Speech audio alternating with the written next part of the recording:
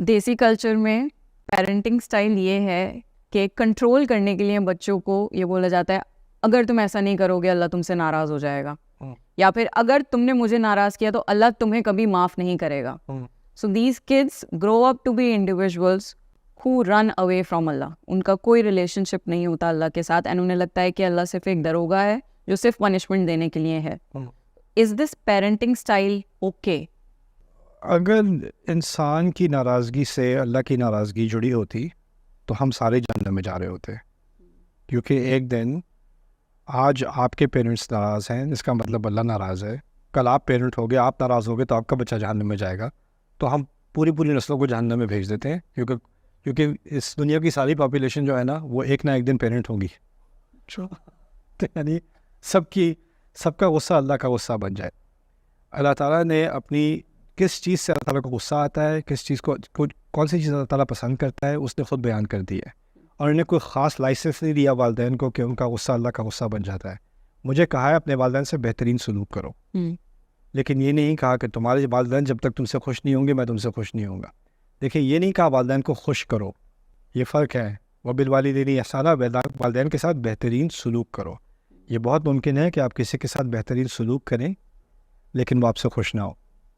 یہ بھی ہو سکتا ہے کہ آپ کے ساتھ کسی کے ساتھ زیادتی نہ کریں, آپ اس کے ساتھ انصاف کریں, عقل کی بات کریں, حق کی بات کریں, لیکن وہ کہے آپ تم نے میرے ساتھ بہت زیادتی کی ہے, بہت ظلم کیا, بہت بدتمیزی کی تم نے میرے ساتھ. آپ سچ بات کہہ رہے ہو اور آگے سے آپ کو کہنے کو ایکوزیشن الزام یہ آ رہا ہے کہ آپ نے بہت بدتمیزی کی ہے میرے ساتھ. انسان کے دل میں اس کو کوئی بات پسند نہیں آتی, اس کا جو بھی ریاکشن ہوتا رہے, اور پھر وہ اس چیز کو آگے لے کے کہیں گے میرے بچے نے مجھے کہا کہ میں شراب نہیں بیچ سکتا. اللہ اس سے پوچھے گا, اللہ آپ سے نہیں پوچھے گا. اور یہ جو بات لوگ کہہ دیتے ہیں نا کہ میری ناراضگی اللہ کی ناراضگی بنے گی, یہ ہماری قوم کی سب سے بڑی جہالتوں میں سے ہے.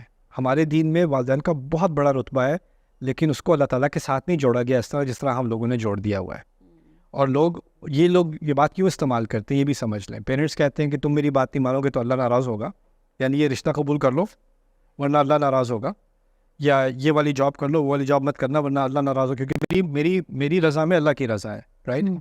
ان معاملات میں پیرنٹس نے جو اپنے ساتھ اللہ تعالیٰ کو جوڑا ہوا ہے نا, یہ میرے نزدیک شرک کی ایک قسم ہے, اور یہ بہت بڑا گناہ ہے, اور یہ بہت بڑا ظلم بھی ہے. کیونکہ جس دائرے کو اللہ نے انسان کے لیے حلال کیا ہے نا, اس کو کوئی والد, کوئی چچا, کوئی اور آ کے اس کو حرام نہیں کر سکتا. اور جس چیز کو حرام کیا ہے کوئی رشتہ دار آ کے اس کو حلال نہیں کر سکتا.